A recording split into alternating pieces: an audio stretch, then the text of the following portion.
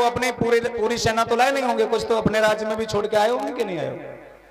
फिर भी मैंने मान लिया कि उस समय केवल आबादी 1,04,97,60,60 थी। उस समय की टोटल आबादी 1,04,97,60,60। कब की आबादी? द्वापर युग की, वो भी केवल इंडिया की। इसमें हमने अमेरिका नहीं जोड़ा, इसमें चाइना नहीं जोड़ा, श्रीलंका नहीं जोड़ा, बाहर के देश एक भी नहीं जोड़े। इतने लोग महाभारत के समय भारत में रहते थे। इतने लोग तो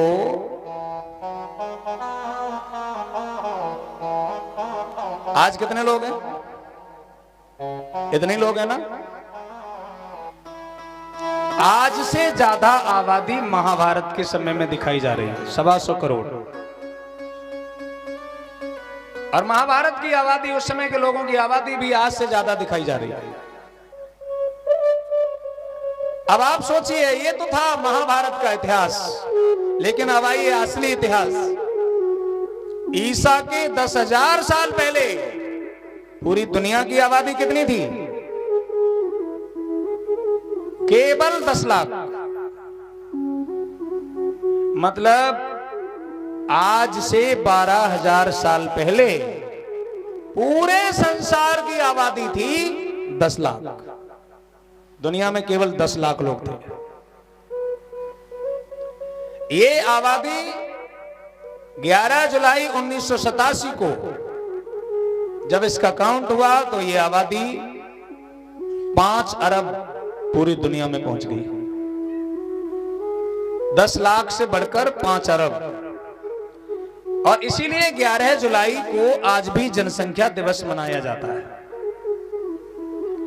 इसके बाद 12 अक्टूबर 1999 को 6 अरब की सीमा को पार किया।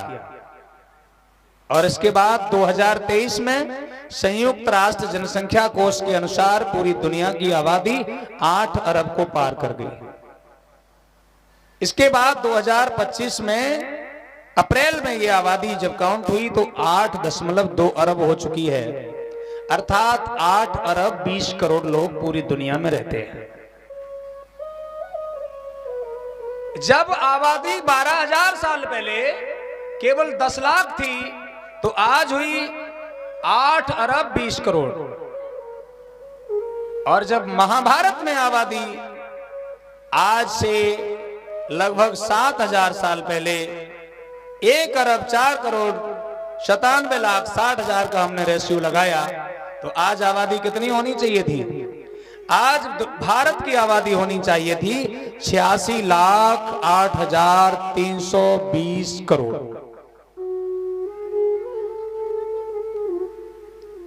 320 करोड़ इतनी आबादी क्या भारत की कभी हो सकती है? इतना तुक्का मार लिखा है, इतना तुक्का मार लिखा है। जैसे चींटे बिलबिला रहे हो ना, ऐसे आदमी बिलबिलाएगा अगर इतनी आबादी हो जाएगी। बैठने के लिए जगह नहीं रहेगी। एक ही घर में 100-100 आदमी हो जाएगा तो भी नहीं बनेगा। तो इतना सब कैसे चल जाएगा? झूठ की भी लिमिट होती है कि नहीं होती? इसलिए समझना यह है कि हम कितना सत्य जान पाए हैं। और इसके बाद कोई कहेगा, तमाम लोग आपको शाम को मिल जाएंगे बैठ करके, ये कथावाचक बुराई बहुत करते हैं। उनको ये नहीं पता है कि मैं तुम्हारे दिमाग का घुसा हुआ गोबर निकालने की कोशिश करता हूं। इतनी आबादी झूठ लिखी है जो तुम माने बैठे हो। तुम रात दिन महाभारत पढ़ते हो, रात दिन महाभारत पढ़ते हो। महाभारत की जनसंख्या का रेशियो गलत है। दूसरी बात, आपको यह भी पढ़ाया जाता है कि महाभारत का युद्ध हुआ था, वहां कुरुक्षेत्र में जगह आज भी लाल निकलती है। मैं ये प्रूफ के साथ कह सकता हूं, महाभारत का युद्ध कभी भी भारत में नहीं हुआ। कभी भी कोई महाभारत नहीं हुआ भारत में, क्योंकि महाभारत हुआ द्वापर युग में। और द्वापर नाम का कोई युग नहीं है। महाभारत हुआ 5.5 साल के ऊपर, और 5.5 साल पहले दुनिया में कोई राजा ही नहीं था। दुनिया में कोई राजा नहीं था, कोई राज्य नहीं थे, कोई गांव नहीं थे। तो ये महाभारत किसने किया, कब हो गया? इसलिए जितनी भी कहानियां हैं वो केवल कहानियां हैं। महाभारत कोई इतिहास नहीं है। इस महाभारत का नाम पहले जय संहिता था, और जय संहिता का नाम बदलकर महाभारत हो गया। इसलिए रामायण, महाभारत, 18 पुराण, जितने भी पुराण से संबंधित ग्रंथ हैं वे ऐतिहासिक ग्रंथ नहीं हैं, वे काल्पनिक ग्रंथ हैं। उनका इतिहास और विज्ञान से आपस में मिलान नहीं किया जा सकता। जब इतिहास और विज्ञान के साथ उनका मिलान करोगे तो पाया जाएगा कि ये चीज गलत है। लेकिन लोगों की धार्मिक भावनाएं आहत ना हो जाएं, इसलिए तमाम लोग जानकारी देना चाहते हैं, लेकिन बेचारे दे नहीं पा रहे हैं। तमाम लोग अंधविश्वास को दूर करना चाहते हैं, लेकिन कर नहीं पा रहे हैं।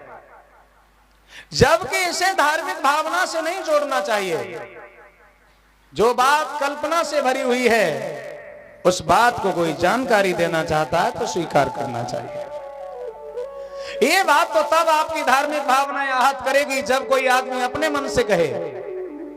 जब इतिहास कहता है उस समय की आबादी ये है, पुराण कहते हैं उस समय की आबादी ये है, तो बीच में जो आदमी बता रहा है वो अपनी बात तो कह ही नहीं रहा है, वो तो दोनों लोगों के बारे में बता रहा है।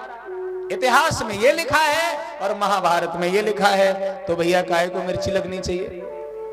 जानकारी तुम्हें एक की थी, हमने दोनों की दे दी, तो खुशी होनी चाहिए कि दुख होना चाहिए? खुशी होनी चाहिए। लेकिन दुख हुआ। दुख इसलिए हुआ कि हमारी जो पोल चल रही थी वो अब इन लोगों को पता चल गई। अब ये लोग तो हमें चैन से नहीं बैठने देंगे। जब जब हम बात करेंगे कि एक जरासंध था, काशीराज का पुत्र, आधा बड़ी पत्नी के पैदा हुआ था, आधा छोटी पत्नी के पैदा हुआ था। जरा नाम की राक्षसी ने उसे जोड़ दिया तो जरासंध हो गया। ये बात लोग मानते आ रहे हैं, अब ये लड़के नहीं मानेंगे, ये नए लोग नहीं मानेंगे, इसलिए इस कथावाचक को रोका जाए। किताब में लिखी है तो इस बात को मानो। ये कथावाचक कोई नई दुनिया से थोड़ी आया है। हमारे बड़े बड़े ग्रंथों में लिखा है तो ग्रंथ में लिखा है, उसको मानना पड़ेगा। मैं अकेला एक ऐसा आदमी हूं, मैं नहीं मानता। और आप लोगों को भी कहता हूं इस बात को कभी मत मानो कि एक बच्चा आधा उस औरत के पैदा हुआ, आधा दूसरी के पैदा हुआ। ये संभव नहीं है। और अगर कोई दावे से कहता है कि संभव है तो हमें इसका वैज्ञानिक कारण बताओ, कैसे संभव हुआ? एक फल खाने से 2 औरतें कैसे गर्भवती हो गई? तो बिना किसी प्रमाण के, बिना किसी तथ्य के, जो लोग हजारों साल से तुम्हें मूर्ख बनाए फिर रहे हैं, आज उन्हें बुरा लगेगा कि नहीं लगेगा? इसलिए लोग परेशान हैं कि एक ऐसा कथावाचक लाए हो।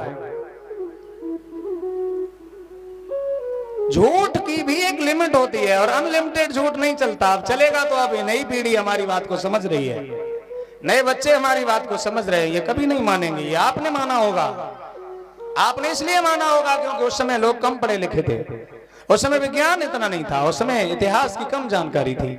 अब हमारे जो नए नए बच्चे हैं, इनके सामने कोई भी पेपर रख देना, IAS तक का पेपर निकाल के फेंक देते हैं, तो इनके सामने झूठ कैसे चल जाएगा?